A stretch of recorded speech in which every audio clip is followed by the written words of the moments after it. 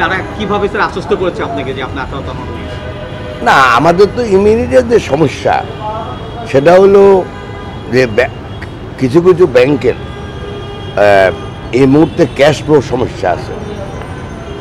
সেই সমস্যাটা সমাধান করবে এবং করার পদ্ধতি উনি বের করছেন এবং উনি এ ব্যাপারে ওয়াকেবল আছেন এবং অত্যন্ত তাড়াতাড়ি এটা করবে। তো এই জন্যই আমি আশান্বিত। একটা প্রশ্ন, সেটা হচ্ছে যে দুর্বল ব্যাংকগুলোকে অন্য সবল ব্যাংকগুলো লোন দিবে, লোন দেওয়ার তৃতীয় দিনের মধ্যে যদি কোনো ব্যাংক টাকা ফেরত চায় সেটা দিতে হবে। বাংলাদেশ ব্যাংক এরকম একটা সিদ্ধান্ত নিয়েছে। এটা কি মনে করেন যে এই মুহূর্তে এই ধরনের সিদ্ধান্ত মানে ফলে তাদের উপর একটা প্রেশার তৈরি হবে?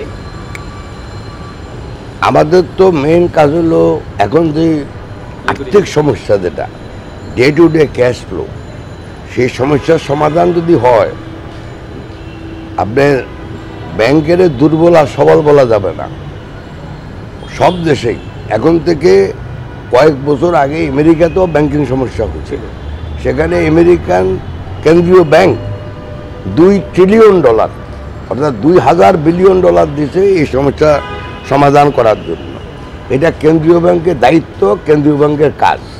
উনি এটা করবেন এবং এই আশা নিয়েই আমি যাচ্ছি এবং উনি আমাকে আশা দিচ্ছেন। কোনো টাইমলাইন বলে আসছেন কিনা গভর্নরকে যে কত দ্রুত বা টাইমলাইনে কী আছে? আমরা তো 1 মাস থেকে বলছি দিই, অতএব এটা অলরেডি টাইমলাইন বহুত বিগত হয়ে গেছে।